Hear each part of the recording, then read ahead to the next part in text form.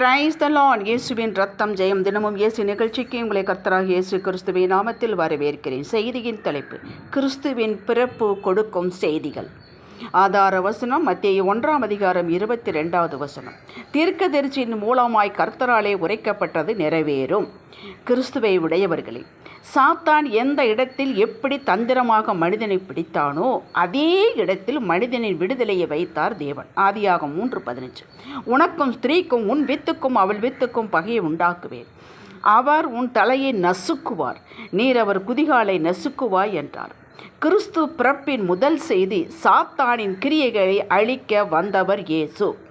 இயேசு நமது மீட்பர், மீட்டு கொண்டார். தினம் அவரை விசுவாசத்தை அவரை ஏற்றுக்கொள்பவர்களை மீட்டுக்கொண்டேதான் இருக்கிறார். ஆத்தும ரட்சிப்பு அருமையானது, அது ஒளிந்து போவதே இல்லை. சாத்தான் ஒரு வழியாய் வருவான், பின் 7 வழியாய் ஓடிப்போவான்.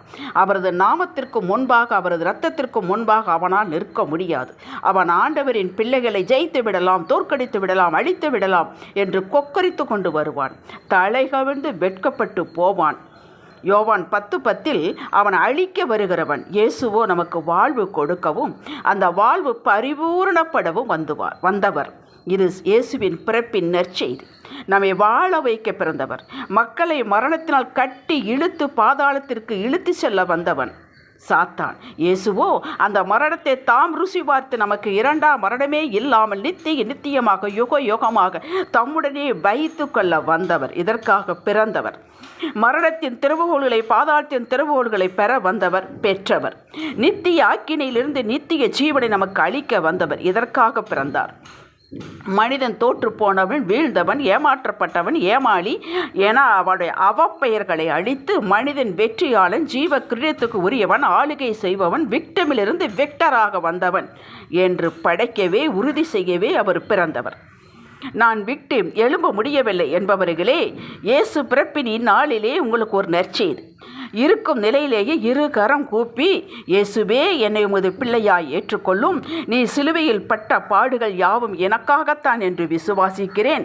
பிதாவே, உமது குமாரன் இயேசு கிறிஸ்து என்று அவர் உலக இரட்சகர் என்று விசுவாசிக்கிறேன், ஏற்றுக்கொள்கிறேன் என்று அறிக்கை செய்கிறேன் என்று சொல்லுங்கள்.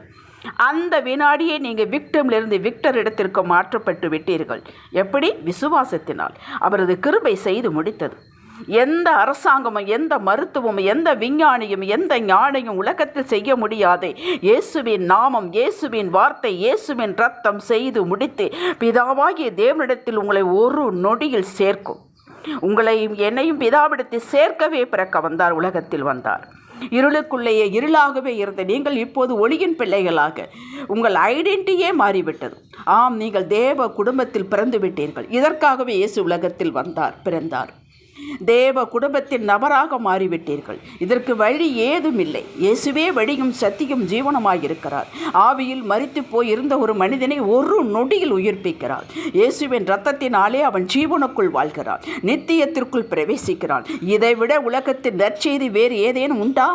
அடுத்து ஆதியாகமத்திலிருந்து பங்காக வகை வகையாக தேவன் இயேசுவின் பிறப்பை எதற்காக வருகிறார், பிதாவின் சித்தத்தை நிறைவேற்ற வருகிறார், என்னென்ன பூமியில் ஊழியம் செய்வார், எப்படி மரிப்பார், 3ஆம் நாள் உயிர் தெழுவார் என்று அவரை குறித்து சொல்லப்பட்ட காரியங்கள் அனைத்தும் நிறைவேறின. ஒன்றாயிலும் நிறைவேறாமல் இருந்ததில்லை. தீர்க்கதரிசியின் மூலமாக கர்த்தராலே உரைக்கப்பட்டது நிறைவேறும்படி இதெல்லாம் நடந்தது என்று வேதத்தில் நாம் வாசிக்கலாம். அப்படி என்றால் தேவன் கொடுத்த வாக்குகள், பிரமாணங்கள் எல்லாம் ஒவ்வொருவருடைய வாழ்வில், உன் வாழ்விலும் எங்களுடைய வாழ்வில் நிச்சயமாக நிறைவேறும் என்பதே அடுத்த நற்செய்தி. இதற்காகவே இயேசு பிறந்தார். இதற்கு நாம் செய்வது விசுவாசித்திருப்பதாகும். விசுவாசித்தவர்களுக்கு எல்லாம் கூடும். நீங்கள் விசுவாசித்தால் தேவனுடைய மகிமையை உங்கள் வாழ்வில் காண்பீர்கள். இதை அனுபவித்த தாவீதின் அறிக்கையை பாருங்கள். நானோ ஜீவனுள்ள ஒரு தேசத்தில் கர்த்தருடைய நன்மையை காண்பேன் என்று விசுவாசியாதிருந்தால் கெட்டு போயிருப்பேன் என்றும் நமக்கு தாவீது மூலமாக ஆலோசனை கொடுக்கிறார். கர்த்தருக்கு காத்திரே, அவரின் இருதயத்தை ஸ்திரப்படுத்துவார். திடமனதாயிருந்து கர்த்தருக்கே காத்திரு. சங்கீதம் 27:13-14 இதுவரை கர்த்தர் உங்களுக்கு கொடுத்த வாக்குகளை விசுவாசிக்காமல் அறிக்கை செய்யாமல் இருந்தால் இன்று அவைகளை தூசி தட்டி எடுத்து ஒரு நோட்புக்கில் எழுதி ஜெப சிந்தையோடு பெற்றுக்கொள்ளப் போகிறேன் என்று விசுவாச உறுதியோடு அறிக்கை செய்து எதிர்பார்த்திருங்கள். அவருடைய ஒரு வார்த்தை தாமதியாது நிறைவேறாமல் போகாது. எசேக்கியேல் 12:25 28, எசேக்கியேல் 36-37 வசனங்களை எழுதி வைத்து அறிக்கை செய்யுங்கள். அனைத்தும் நிறைவேறப்பட்டு நீங்கள் சாட்சி சொல்வீர்கள். இதுவே 2வது லட்சியம், அவருடைய பிறப்பினுடைய நற்செய்தி. ஜெபிக்கலாம். அப்பா பிதாவே, என்றளுக்கும் புத்திர சுவிகார ஆவியை கொடுத்தவரே, நீர் எங்கள் உள்ளத்தில் இல்லத்தில் பிறப்பீராக. உமது பிறப்பின் மகிமை எங்களது வாழ்வின் ஒவ்வொரு பகுதியிலும் விளங்குவதாக. இயேசுவின் நாமத்தில் பிதாவே. இச்செய்தியை தினமும் கேட்டு தியானித்து விசுவாசித்து வரும் பங்காளர் அனைவருக்கும் கிறிஸ்துமஸ் நல் வாழ்த்துக்கள். உங்களது வாழ்வின் அனைத்து பகுதியிலும் அற்புதங்கள் நடக்கட்டும். அதிசயங்களை காண்பீர்களாக இயேசுவின் நாமத்தில். உங்களை சந்திக்கிற ஒவ்வொரு வருடமும் கிறிஸ்துமஸ் வாழ்த்துக்கள் சொல்லுங்கள். உங்களது வாழ்த்துக்கள் பலிதமாகும். ஆமேன். ஹல்லேலூயா.